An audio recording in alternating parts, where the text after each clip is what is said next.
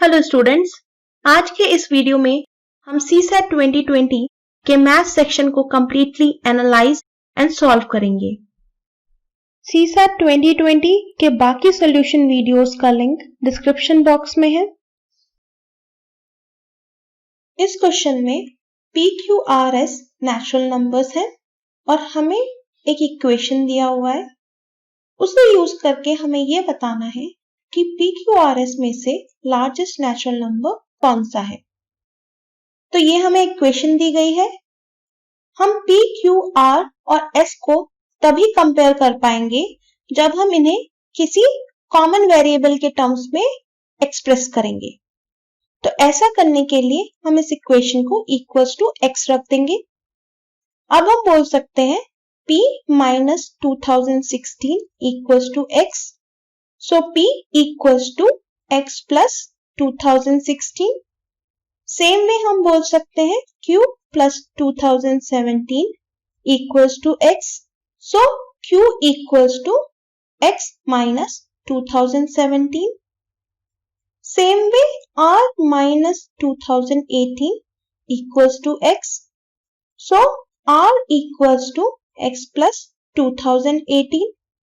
S plus 2019 equals to x.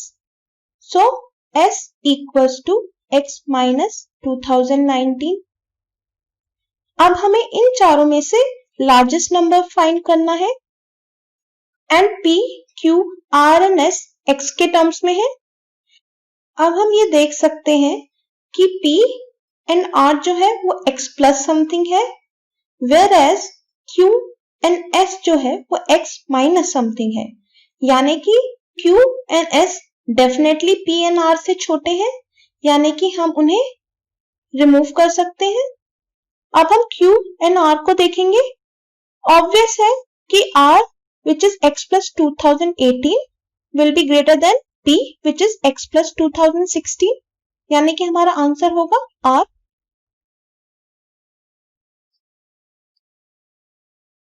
इस question में हमें ऑप्शंस में से लार्जेस्ट नंबर बताना है। तो पहले मैं आपको इंडिसेस का एक रूल बताऊंगी। लेट्स से आपका टर्म इस फॉर्म में है। अगर हम a को डिनोमिनेटर से न्यूमरेटर में ले जाएंगे तो a की पावर -1 हो जाएगी। और अब आप देखें a raise to power -1 whole bracket raise to power -b। अब डायरेक्टली पावर्स को मल्टीप्लाई कर सकते हैं। So now we can write a raise to power b। अगर आप आंसर ऑप्शंस देखें तो सारे आंसर ऑप्शंस इसी फॉर्म में है, तो हम इस फॉर्मूला को डायरेक्टली अप्लाई कर सकते हैं। जब हम इसे फर्स्ट ऑप्शन में अप्लाई करेंगे तो हम फर्स्ट ऑप्शन को 2 रेज टू पावर 6 लिख सकते हैं, which will be equals to 64। Same way second option को हम 4 रेज टू पावर 3 लिख सकते हैं, जिसका वैल्यू होगा 64। थर्ड ऑप्शन को हम 3 रेज टू पावर 4 लिख सकते हैं और इसका वैल्यू होगा 81। फोर्थ ऑप्शन को हम 6 रेज टू पावर 2 लिख सकते हैं और इसका वैल्यू होगा 36। अब हमें इन वैल्यूज में से सबसे बड़ा वैल्यू निकालना है, तो हमारा आंसर होगा ऑप्शन सी। इस क्वेश्चन में दिया है कि XYZ एक 3 डिजिट नंबर है और X plus Y plus Z is not a multiple of 3। तो हमें ये बताना है कि XYZ plus YZX plus ZXY will not be divisible by which of the following numbers। हम XYZ को लिख सकते हैं 100 into X plus 10 into Y plus Z। Same way जो सेकेंड नंबर है YZX, इसको हम लिख सकते हैं 100Y plus 10Z plus X। ZXY को हम लिख सकते हैं 100Z plus 10X plus Y। अब हम इन तीनों नंबर्स को ऐड कर देंगे। XYZ plus YZX plus ZXY equals to 111X plus 111Y plus 111Z। अब हम 111 कॉमन ले सकते हैं, तो हमारा ये हो जाएगा x plus Y plus z। अब 111 को अगर हम फैक्टर्स में ब्रेक करें तो हम इसे लिख सकते हैं 3 इंटू 37। रेस्ट इक्वेशन को हम ऐसे ही लिख देंगे। तो अगर हम इसे देखें तो हम ये क्लियरली कह सकते हैं सम ऑफ दीज थ्री नंबर्स जो है वो डिविजिबल होगा 3 से, वो डिविजिबल होगा 37 से, और वो डिविजिबल होगा x plus Y plus z से भी। अगर अब हम ऑप्शंस को देखें तो हम ऑलरेडी ए, सी और डी ऑप्शन को रूल आउट कर चुके हैं, क्योंकि ये तीनों ही डिवाइड करेंगे sum of the three numbers को, यानी कि हमारा आंसर होगा ऑप्शन बी, दैट इज 9।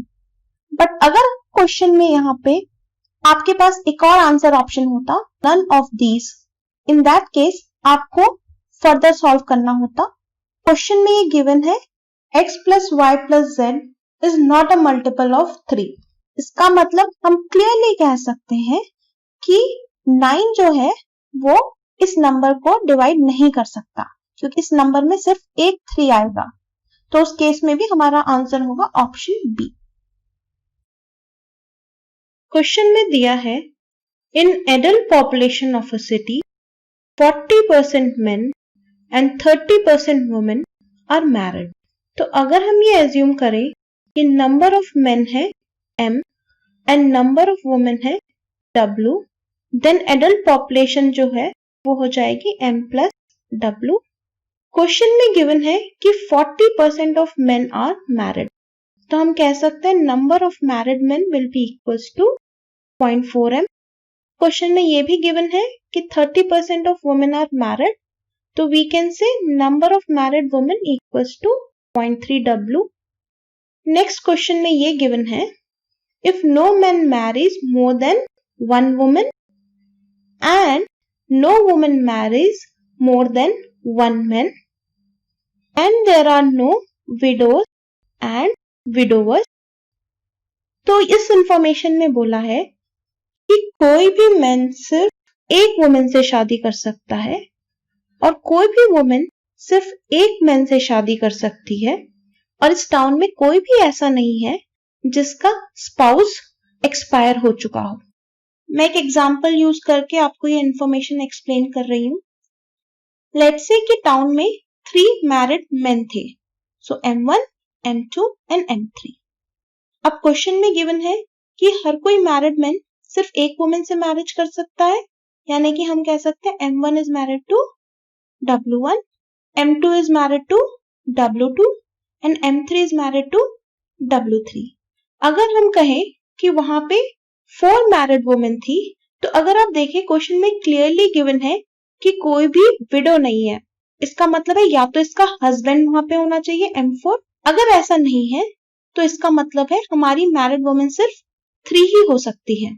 और सेम ट्रू होगा मेन के केस में भी। इसका मतलब है कि हम ये कह सकते हैं जितने भी मैरिड मेन होंगे उतनी ही मैरिड वुमेन भी होंगी। तो इसे मैं अब ये बोल सकती हूँ कि number of married men equals to number of married women. अब हमें पता है नंबर ऑफ मैरिड मेन है 0.4m, तो हम वो सब्स्टिट्यूट कर देंगे, and number of married women है 0.3w, वो भी सब्स्टिट्यूट कर देंगे। अब हमें m और w का रिलेशन मिल गया है, m इक्वल्स टू 0.75w। अब क्वेश्चन में पूछा है What is the percentage of married adult population? तो इसके लिए हमारी इक्वेशन होगी married men plus married women divided by adult population into 100। अब हमें पता है कि married men जो है वो है 0.4m, तो हम इसे सब्स्टिट्यूट कर देंगे। सेम में हमें पता है कि मैरिड वुमेन है 0.3w, तो हम वो भी सब्स्टिट्यूट कर देंगे। एडल्ट पॉपुलेशन है m प्लस w, तो हम वो भी सब्स्टिट्यूट कर देंगे। अब ये हमारी इक्वेशन बन गई है, पर अगर हम इसे देखें तो इसमें 2 वेरिएबल्स हैं m एंड w, पर आंसर लाने के लिए हमें एक वेरिएबल में लाना पड़ेगा जिससे कि वो कैंसिल हो जाए। तो हमें पता है 0.4m इक्वल्स टू 0.3w, तो ये हम सब्स्टिट्यूट कर देंगे। अब हमने ये सब्स्टिट्यूट कर दिया, दूसरा जो वैल्यू है वो w में है तो उसे एज इट इज लिख देंगे, डिवाइडेड बाय अगेन जो m है उसे हम w के टर्म्स में सब्स्टिट्यूट करेंगे, तो ये हम लिख सकते हैं 0.75W and next term W के टर्म्स में ही है तो उसे एज इट इज लिख देंगे इंटू 100। अब हमारा न्यूमरेटर और डिनोमिनेटर दोनों ही W के टर्म्स में है तो हम अब W एंड W कैंसिल कर सकते हैं। इसे जब हम फर्दर सॉल्व करेंगे तो 0.6 इंटू 100 हो जाएगा 60 और जो 1.75 है अगर हम उसका डेसिमल रिमूव करेंगे तो हमारा ऊपर आ जाएगा इंटू 100 और ये डिवाइडेड बाय होगा 175। अब हमें पता है 25 4 जा 100 एंड 25 7 जा 175। अब इसे अगर हम डिवाइड करेंगे तो हमारा वैल्यू आ जाएगा 34 2/7 यानी कि ऑप्शन सी। इस क्वेश्चन में दिया है कि एक वेसल जिसमें पानी भरा है उसका वेट है 40 kg। तो हम ये कह सकते हैं कि वाटर का वेट प्लस एम्प्टी वेसल का weight will be equals to 40 kg। फिर बोला है कि अगर उसे 1/3 फिल किया जाए तो उसका वेट 20 kg हो जाएगा। वो 1/3 फिल्ड है, इसका मतलब वाटर की क्वांटिटी 1/3 है तो इवन जो वाटर का वेट है वो 1/3 हो जाएगा प्लस एम्प्टी वेसल का वेट सेम रहेगा इक्वल्स टू 20 kg। अब हम इसका एलसीएम ले लेंगे 3 तो ये हो जाएगा water weight plus 3 into vessel weight equals to 20। अब हम इसे फर्दर सॉल्व कर लेंगे water weight plus 3 vessel weight equals to 60। तो अब हमारे पास दो इक्वेशन आ गई है तो हम इसे लीनियर इक्वेशन से सॉल्व कर सकते हैं। तो हमारी फर्स्ट इक्वेशन हम यहाँ पे रख देंगे और सिंस क्वेश्चन में गिवन है कि हमें एम्प्टी वेसल का वेट बताना है तो हम इन दोनों इक्वेशंस को सब्ट्रैक्ट करेंगे। जब हम सब्ट्रैक्ट करते हैं तो इक्वेशंस को तो साइन चेंज हो जाता है तो वाटर वेट अब कैंसिल हो जाएगा और हमें मिलेगा 2 वेसल वेट इक्वल्स टू 20। अब हम 2 से 20 को कैंसिल कर सकते हैं 2 10 जा 20 तो हमारा आंसर होगा 10 kg। इस क्वेश्चन में हमें कुछ नंबर्स का प्रोडक्ट दिया हुआ है और हमसे ये पूछा है कि इस प्रोडक्ट के एंड में कितने जीरोस आएंगे।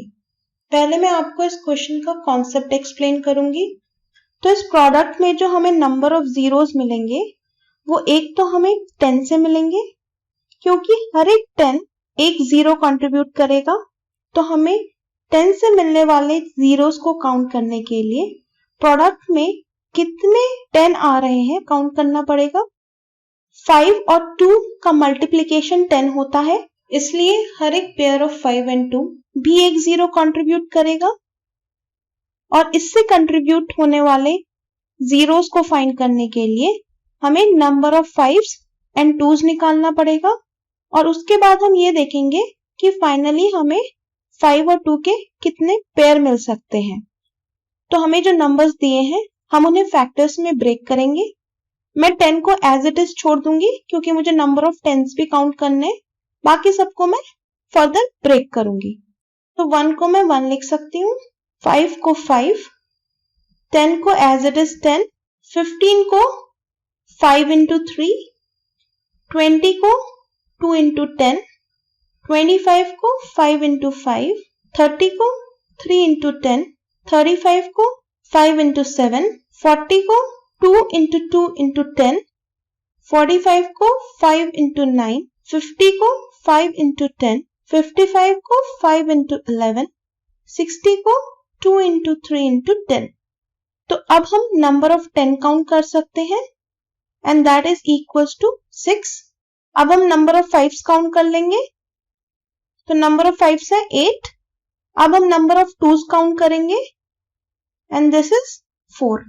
अब हमें नंबर ऑफ 10s तो पहले वाले में पता लग गया है 6, बट सेकेंड केस में हमें पता है 5 जो है वो 8 है बट हमारे पास सिर्फ 4 2s हैं और नंबर ऑफ 10s काउंट करने के लिए हमें नंबर ऑफ पेयर्स काउंट करने पड़ेंगे 5 एंड 2 के और हम देख सकते हैं कि हमारे पास सिर्फ 4 पेयर्स होंगे तो नंबर ऑफ 10s भी हमारे पास 4 ही होंगे। अब हमें पता है कि टोटल हमारे पास 6 और 4 मिल रहा है यानी कि हम कह सकते हैं 6 + 4 = 10। तो हमारा आंसर हो जाएगा ऑप्शन ए।